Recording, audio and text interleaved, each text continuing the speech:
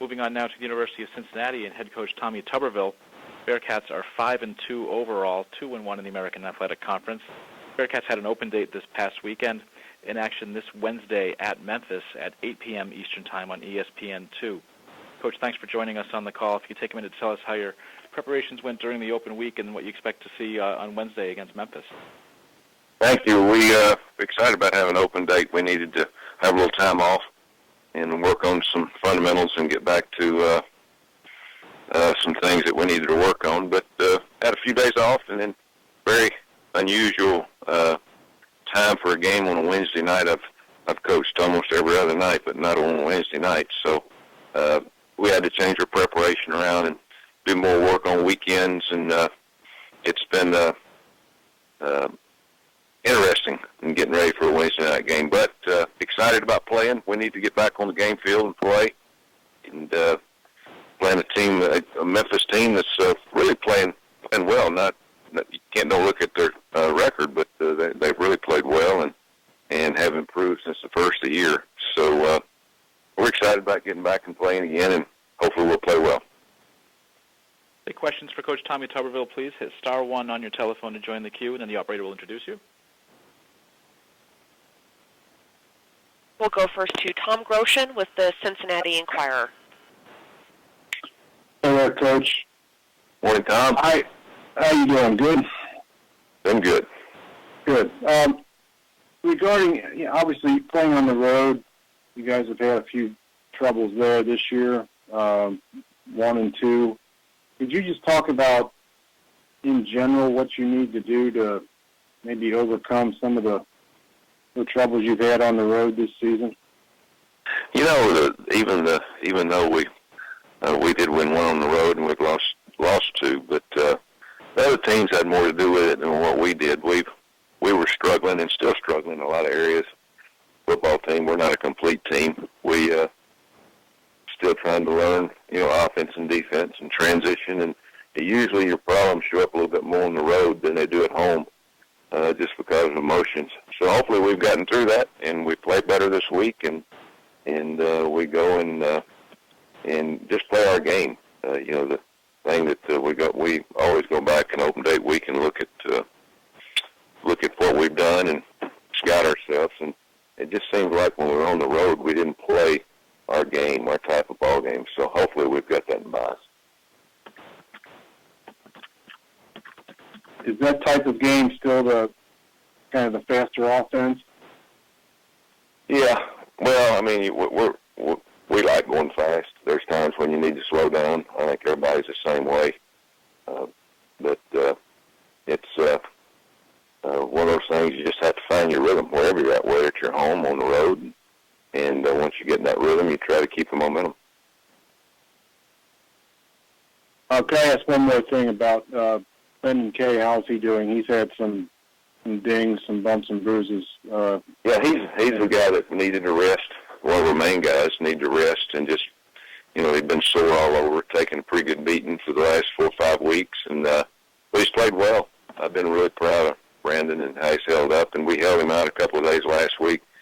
But he's had some good practices. I thought yesterday was his best practice of the year, and it might have been that it was a little bit warmer.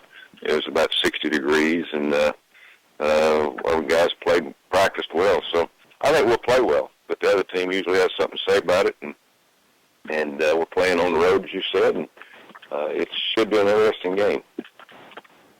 And you expect Brujnak to play? Oh, yeah. Okay. All right, thank you. And next we have Brendan Prunett of Newark Star Ledger. Morning, Tommy. How are you? Good morning.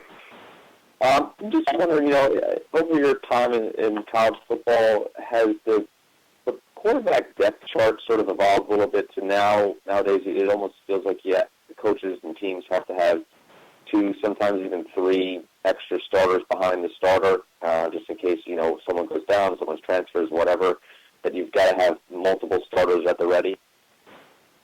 You talking about the quarterbacks? Yes. Yeah.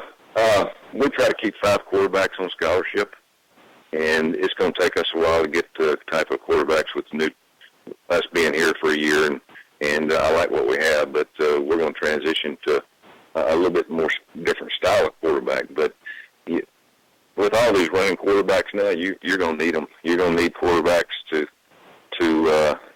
make it through a season. One guy's not going to make it. We've already lost our starting quarterback for the year early in the season, second game, knee surgery. So you can expect to go through a couple, maybe three during the season. The biggest thing is getting experience, and that's the reason that spring practice is so vital and so important, for college football teams is to train everybody, but more so the quarterbacks, especially the young guys coming up, because you got guys coming in and out. But you need 5 good quarterbacks, and that's what we try to keep on scholarship.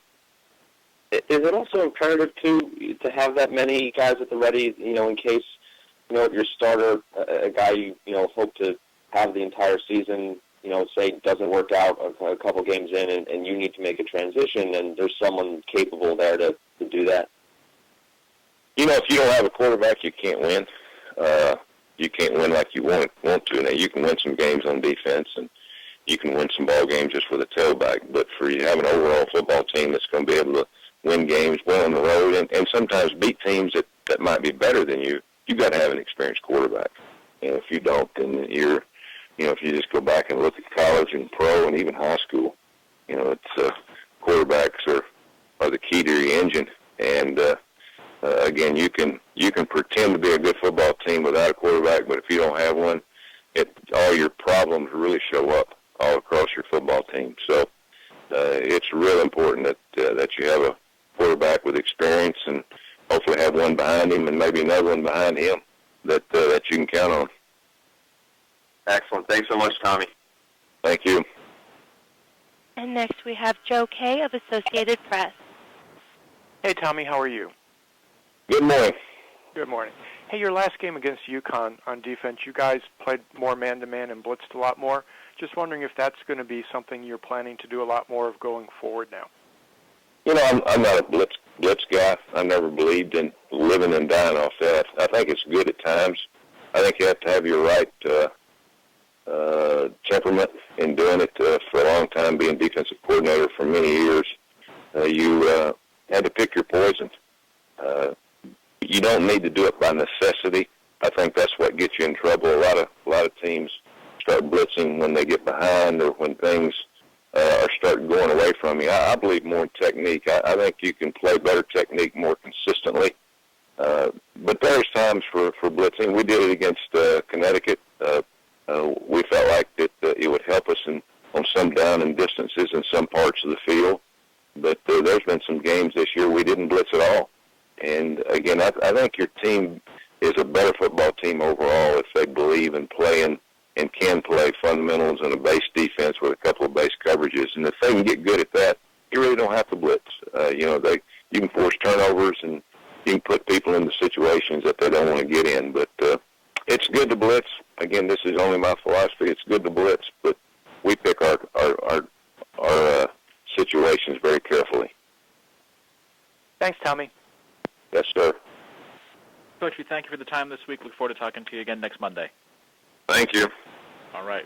And that is Cincinnati coach Tommy Tuberville. The Bearcats at Memphis Wednesday at 8 p.m. on ESPN2.